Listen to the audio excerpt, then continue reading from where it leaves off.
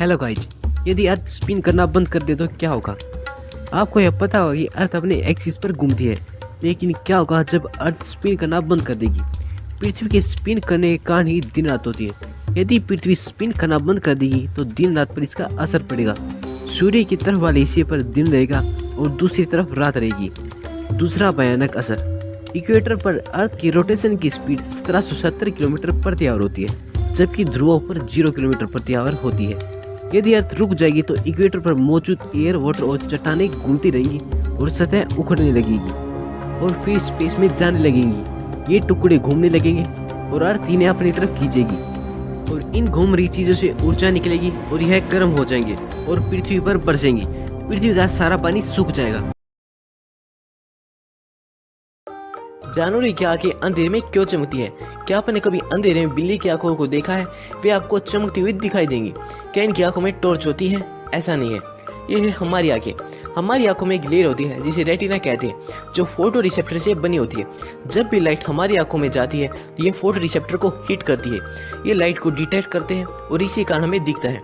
लेकिन जो light photo receptor को हिट नहीं करती वह अभी भी अनडिटेक्टेबल रहती है। कुछ एनिमल जैसे ओल की आंखों में एक और लेयर होती है जिसे टोपेटम लूसिडम कहते हैं। जो लाइट फोटो रिसेप्टर नहीं डिटेक्ट कर पाते, अब यह लाइट इस सेकंड लेयर में चली जाती है और यह लेयर एक मिरर की तरह काम करती है और इस लाइट को वापस फोटो रिसेप्टर पर रिफ्लेक्ट कर देती है ताकि रिसेप्टर इसे डिटेक्ट कर सके।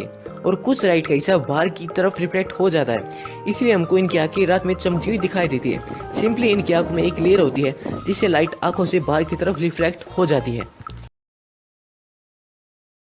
किसी स्लोप पे यदि आप किसी चीज को रख देते हैं तो गिर जाती है। आयरलैंड में ये रॉक है, इसका वेट 5 लाख है, जो कि 11,000 पुराने स्टोन पे रखी हुई है और इसका कॉन्टैक्ट एरिया बहुत कम है। पर ये कैसे टिकी हुई है? कुछ जियोलॉजिस्ट के अनुसार किसी ग्लेशियर द्वारा यह चट्टान लाई गई थी और बाद में ग्लेशियर यहाँ से निकल गया और ये स्टोन यहीं पर रह गया। सूर्य का एक्चुअल कलर क्या है? क्या पूछ क्या? आप कहेंगे येलो ही तो होता है, दिख तो रहा। एक्चुअली सूर्य का कलर व्हाइट होता है, परंतु ये हमें पृथ्वी से नहीं दिखता। जैसा दिखता हमेशा वैसा नहीं होता है। सूर्य के अंदर बहुत सी रिएक्शन होती रहती है। इन रिएक्शन में सभी लाइट निकलती है और ये लाइट मिलकर व्हाइट लाइट बना देती है। इसलिए सूर्य का कलर व्हाइट है। पर हमें ये पीला और लाल क्यों दिखता है? ये मेरी समझ में कुछ नहीं आ रहा है। ऐसा इसलिए है, जब लाइट पृथ्वी के एटमॉस्फेयर में आती है तो स्मॉल पार्टिकल से टकराती है और इसके बहुत से कलर इधर उधर बिखर जाते हैं। जैसे नीला कलर बिखर जाता है, इसलिए हमें आसमान में नीला दिखता है और रेड कलर को ये पार्टिकल रोक नहीं पाते, इसलिए सन येलो रेड दिखता है। इस फोटो को देखिए, इसमें आप देखिए कि ये क्या है। यहाँ पर सेब के पेड़ों पर सेब लगे हुए थे। अच्छा। और एक स्टॉर्म ने इनको गिरा दिया और बाढ़ के कारण ये जमीन पर इस तरह फैल गई, है ना अमेजिंग? अब आप कहेंगे कि चलो तोड़ने की टेंशन तो खत्म हुई, पर अब उठाने की बाकी है। क्या फिश पानी को देख सकती है? आप बोलेंगे हमें तो दिख रहा है, इनको क्यों नहीं दिखेगा?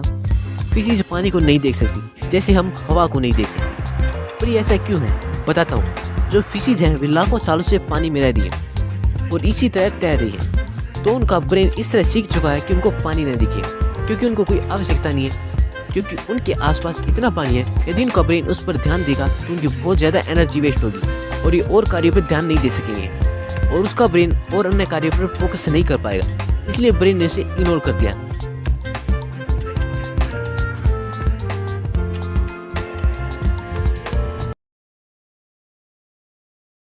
क्या होगा अगर हम मरकरी प्लेनेट पर रहने लग जाए? मरकरी प्लेनेट पर हमारी लाइफ कैसी होगी, जानते हैं इस वीडियो में। इस प्लेनेट पर टेम्परेचर बहुत ज़्यादा अधिक है और बहुत कम भी है, मतलब यह दिन में टेम्परेचर 430 डिग्री सेल्सियस तक चला जाता है। आप इससे अंदाज़ा लगा सकते हैं कि वाटर 100 डिग्री सेल्सियस पर उबलने लगता है और उससे 4 गुना से ज़्यादा टेम्परेचर इस प्लेनेट पर मौजूद है। और आप जून के महीने में जितनी गर्मी महसूस करते हैं उससे 10 गुना से ज़्यादा इस प्लेनेट पर टेम्परेचर है और रात का टेम्परेचर -150 डिग्री सेल्सियस तक चला जाता है। इस प्लेनेट पर 59 डेज तक दिन रहता है, यानी ये सूर्य की तरफ 59 डेज तक इसकी एक साइड रहती है। मरकरी प्लेनेट पर कोई एटमॉस्फेयर नहीं है, इसलिए सन से आने वाली लाइट को यह स्कैटर नहीं करेगा, इसलिए आपको दिन में भी इसका आसमान काला दिखेगा। आपको रात में सूर्य के बराबर लगेगा और इसी तरह आपको कोई तारा टिमटिमाता हुआ भी नहीं दिखाई देगा। मरकरी प्लेनेट का साइज बहुत ज़्यादा छोटा है, यह प्लेनेट हमारे सोलर सिस्टम का सबसे छोटा प्लेनेट है। यहाँ पृथ्वी की तरह बहुत ज़्यादा लोग नहीं रह पाएंगे। मरकरी प्लेनेट पर ग्रेविटी अर्थ की ग्रेविटी का 28% है। मरकरी पर जंप करेंगे तो आप अर्थ से 3 गुना ज़्यादा हाइट तक कूद पाएंगे और आप हैवी वेट को भी आसानी से उठा सकते हैं।